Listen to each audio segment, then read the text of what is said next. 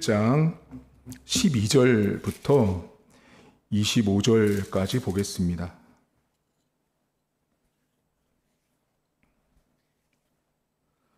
마가복음 11장 12절입니다. 이튿날 그들이 베다니에서 나왔을 때 예수께서 시장하신지라 멀리서 잎사귀 있는 한 무화과 나무를 보시고 혹 그 나무에 무엇이 있을까 하여 가셨더니 가서 보신즉 잎사귀 외에 아무것도 없더라.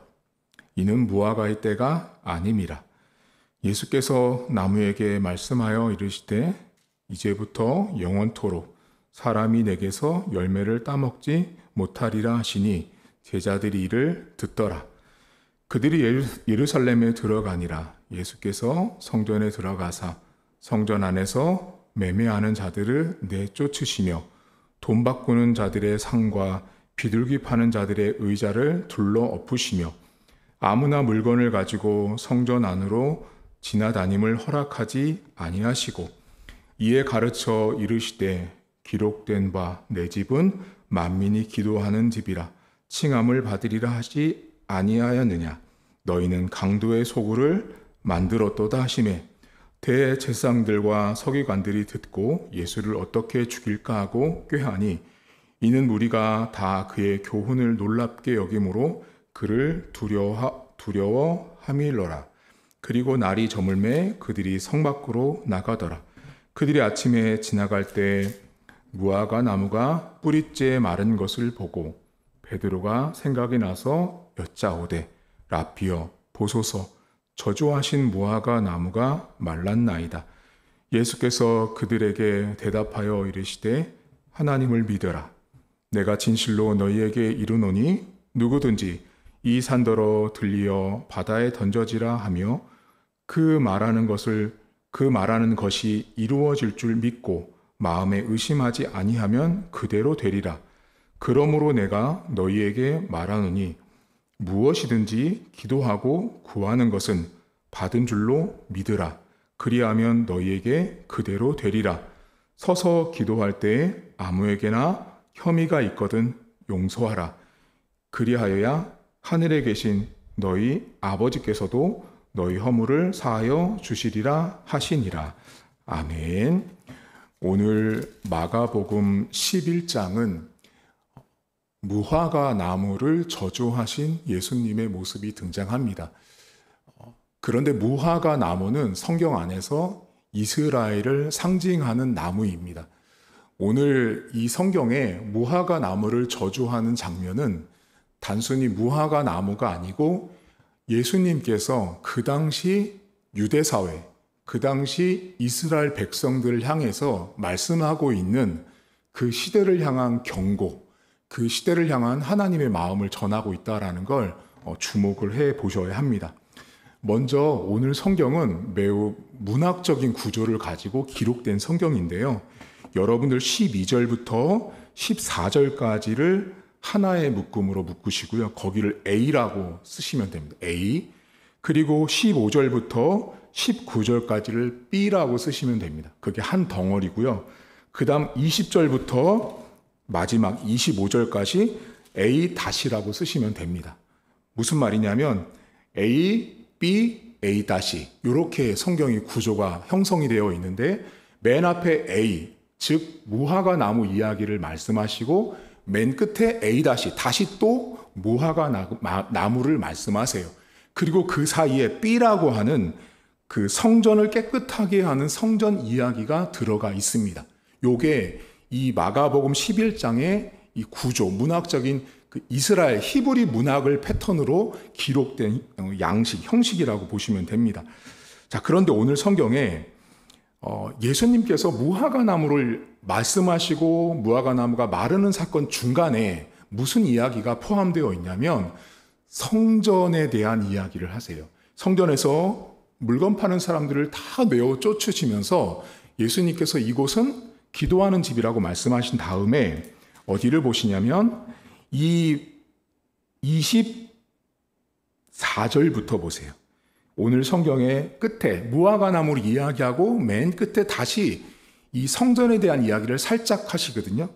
그러므로 내가 너희에게 말하노니 무엇이든지 기도하고 구하는 것을 받은 줄로 믿으라. 그러면 그대로 된다고 말씀하시고 또 기도할 때 용서하는 이야기를 하세요.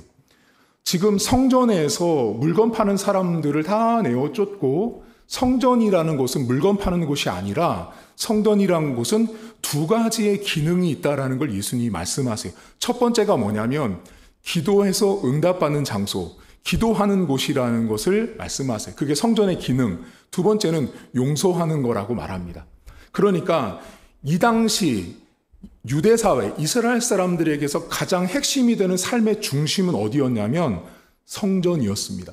그런데 그 성전에서 이 사람들이 성전이 갖고 있는 본질적인 기능인 믿음으로 기도하지도 않았고 또한 그들과 함께 생활하고 있는 공동체 일원들을 사랑하지도 않았던 모습을 성경이 말을 합니다. 그러니까 예수님께서 지금 성전의 이야기를 하시면서 그 시대의 이스라엘 백성들의 그 적나라한 모습을 밝혀주시는데 그 첫 번째가 뭐냐면 성전인 거예요. 그 시대는 성전이 중심인 사회였거든요. 성전이 중심인데 문제가 뭐냐면 너희들은 성전만 중시했지 그 성전이 하고 있는 기능은 전혀 따라하지도 않고 순종하지도 않고 성전에서 기도로 믿음으로 나가지도 않았던 것들을 지적하고 있습니다. 그리고 더불어서 교회 안에서 성전 안에서 내 형제 자매에 대해서 용서하지 않는 성전의 기능을 완전히 무시하고 망가진 그 시대를 말씀을 하고 있습니다. 여러분 교회는요 두 가지의 기능이 있어야 합니다. 첫 번째가 내가 교회에 와서 하나님 앞에 기도하는 것은 응답받는다라는 믿음이 있어야 합니다. 하나님을 믿고 따르는 것은 믿음으로 나가는 것입니다. 믿음으로 내가 기도한 것을 응답하신다. 내가 오늘 이 새벽에 기도한 것에 대해서 하나님이 응답 주신다라는 믿음으로 나가는 곳이 바로 교회입니다. 그러니까 교회에서는 다른 걸 가르칠 것이 아니라 믿음으로 기도하면 응답하십니다라는 하나님을 전하는 것이 교회입니다. 두 번째는 용서하시고 배려하시고 용납하시고 수용하는 것이 교회입니다. 교회에 가면 이 사람은 되고 저 사람은 안 되고 구별이 아니라 차별이 아니라 교회 안에서는 용서하고 받아줄 수 있어야 합니다. 그게 교회의 기능, 성전의 기능이었습니다. 첫 번째로 예수님이 그 시대의 모습을 지적하세요. 그러면 핵심이 뭐냐면 앞뒤에 있었던 무화과 나무 이야기입니다. 여러분 오늘 성경에 제가 A와 A-라고 써놓은 그곳에 무화과 옆에다가 다 이스라엘이라고 써놓고 성경을 읽으시면 전혀 다르게 보이실 겁니다. 무화과 나무라고 써있는 그 무화과를 이스라엘이라고 써놓고 유대사회라고 써놓고 성경을 보시면 이 성경이 뭐를 말하고 싶은지를 분명히 알 수 있습니다. 여러분 특별히 오늘 성경에 보시면 13절을 보세요. 예수님께서 멀리서 잎사귀 있는 한 무화과 나무를 보세요. 보는 거예요. 눈으로 보는 걸 보시고 혹 그 나무에 무엇이 있을까요? 가셨더니 가서 또 보시니까 어때요? 잎사귀 외에는 아무것도 없는 무화과의 때, 다시 말해 이스라엘의 때가 아니었다라고 보시면 돼요. 이 본문을 해석할 때 성도님들이 어려워하는 게 뭐냐면 목사님, 아니 무화과 때가 아닌데 왜 예수님은 열매를 찾으신 거예요? 라고 말하지만 이 무화과의 때를 이스라엘의 때라고 보시는 겁니다. 그럼 성경이 완벽하게 이해가 됩니다. 무슨 말이냐면 이스라엘 사람들은 무화과의 때를 자신들이 만들려고 했던 거예요. 무슨 말이냐면 메시아가 오시고 해방자가 오시고 구원자가 오시는 그 때를 자신들이 만들려고 했던 사람들이 이스라엘 사람들, 유대의 사회였습니다. 자, 그러다 보니까 무슨 문제가 생겼냐면 여러분 나무라는 것은 잎사귀도 있어야 되고 열매도 있어야 되는 겁니다. 이 두 가지가 다 있어야 되는데 지금 이스라엘 이 유대 사회가 어땠냐면 그 때를 만들기 위해서 무화과 때, 다시 말하면 예수님의 때, 예수님의 방법, 예수님의 시기가 아님에도 불구하고 야 지금이야, 이번에 오실 거야, 지진 받지, 홍수 받지, 예수님의 때가, 하나님의 때가 지금이야 라고 자기들이 그 때를 만들어서 끌어당긴 거예요. 그 끌어당기다 보니 어떻게 됐냐, 잎사귀만 무성한 거예요.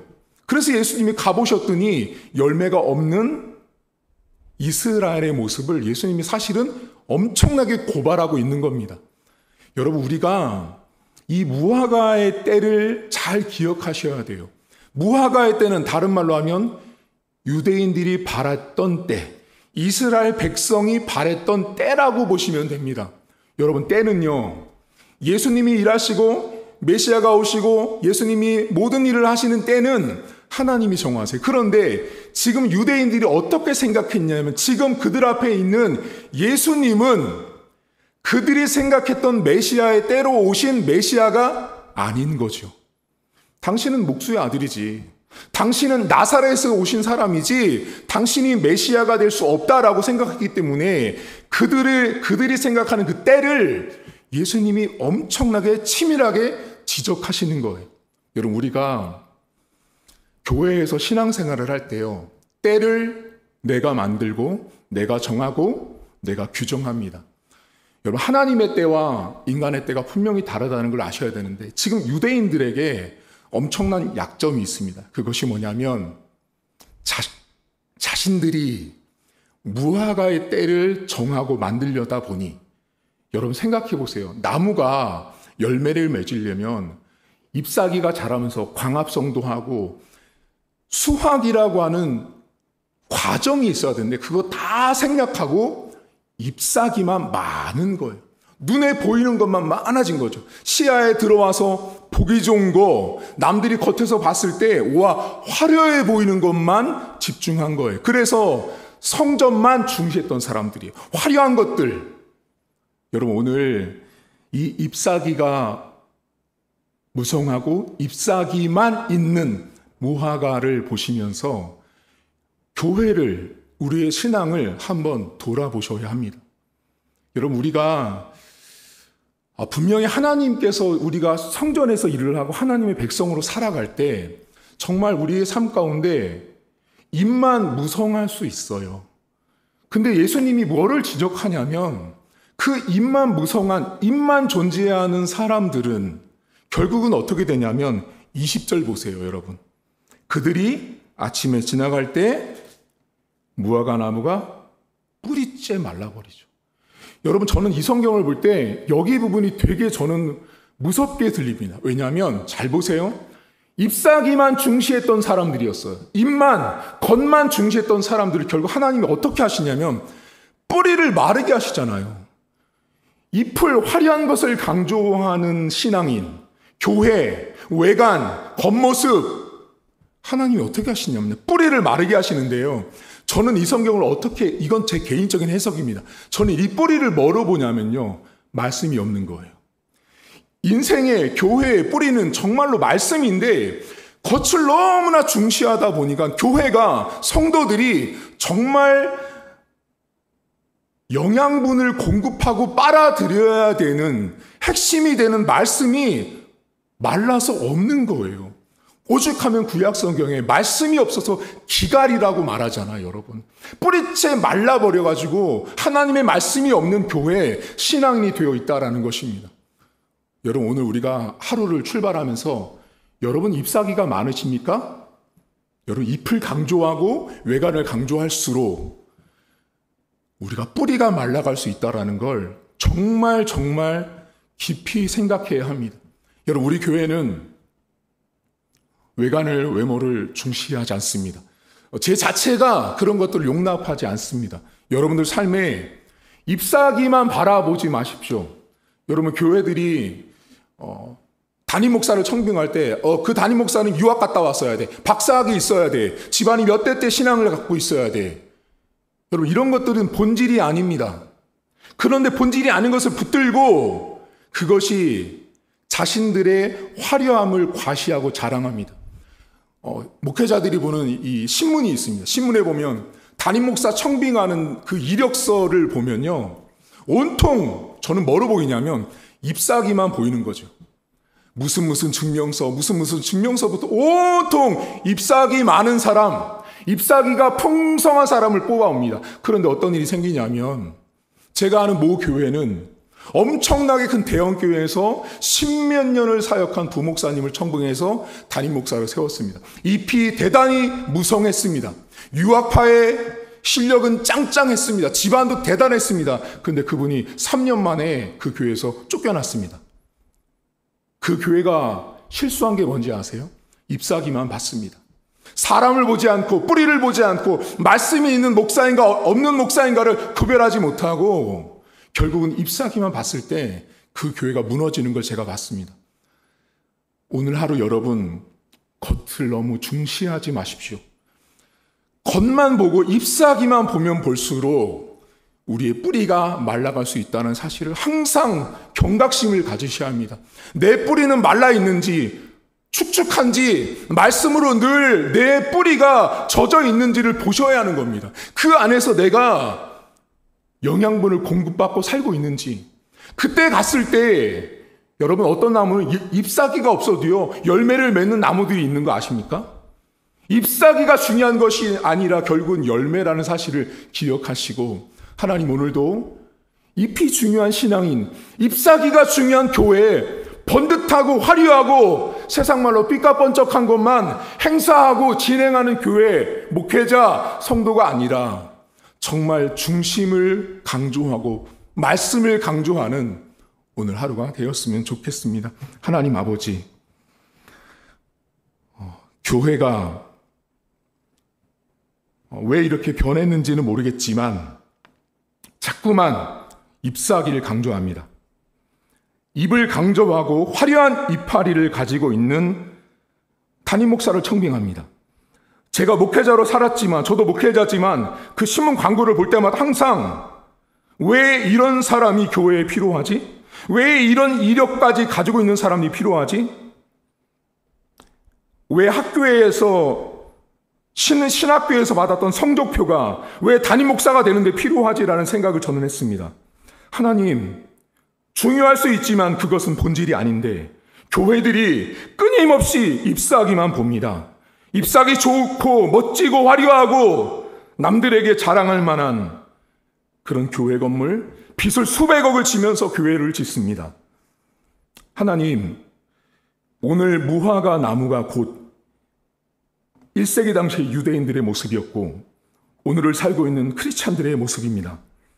뿌리는 말라가면서, 뿌리는 물 한 방울 먹지 못하면서, 말씀을 통해서 은혜 한 번 받지 못하면서, 그 말씀을 통해서 성도들에게 은혜를 주지 못하는 담임 목사와 은혜를 받지 못하는 성도들이 한 교회에 앉아서 말라가는지도 모른 채 살아가면서 나는 신앙생활하고 있다, 나는 종교생활하고 있다, 나는 교회를 다니고 있다 라고 말하는 사람들이 너무나 많습니다. 하나님 아버지, 왜 우리가 왜 잎사귀만을 주목해야 하는지 내 스스로에게 물어보게 하시고, 하나님께서 정말로 원하는 것이 무엇인지, 내 뿌리가 말라있진 않은지 스스로에게 물어보고, 우리 교회는 하나님 말씀을 통해서 성도들이 공급받는 교회가 되어지길 원합니다. 온 성도들이 말씀을 통해서 공급받게 하시고 잎사귀가 아닌 하나님의 말씀에 뿌리를 두고 중심을 두고 살아가길 원합니다. 성전에서 하는 기능들, 믿음으로 기도하는 기능들, 용서하는 기능들, 수용하고 용답하는 교회의 기능이 사라진 교회가 아니라 믿음으로 기도하면 응답받는 우리 교회, 어떤 성도도 받아주고 용납하는 그런 교회, 주님께서 원하시는 성전의 기능을 온전하게 가지고 있는 우리 교회가 될 수 있도록 하나님 축복해 주시고, 오늘도 우리 교회가 성도들이 잎사귀가 아닌 주님께서 원하시는 정말 주의 마음을 가지고 뿌리가 되고 말씀이 되고 중심이 되는 그 예수 그리스도를 붙들고 나가는 하루가 될 수 있도록 은혜를 베풀어 주시옵소서. 감사드리며 예수님의 이름으로 기도하옵나이다. 아멘. 하늘에 계신 우리 아버지, 아버지의 이름을 거룩하게 하시며 아버지의 나라가 오게 하시며 아버지의 뜻이 하늘에서 같이 땅에서도 이루어지게 하소서. 오늘 우리에게 일용할 양식을 주시고 우리가 우리에게 잘못한 사람을 용서하여 준 것 같이 우리 죄를 용서하여 주시고 우리를 시험에 빠지지 않게 하시고 악에서 구하소서. 나라와 권능과 영광이 영원히 아버지의 것입니다. 아멘.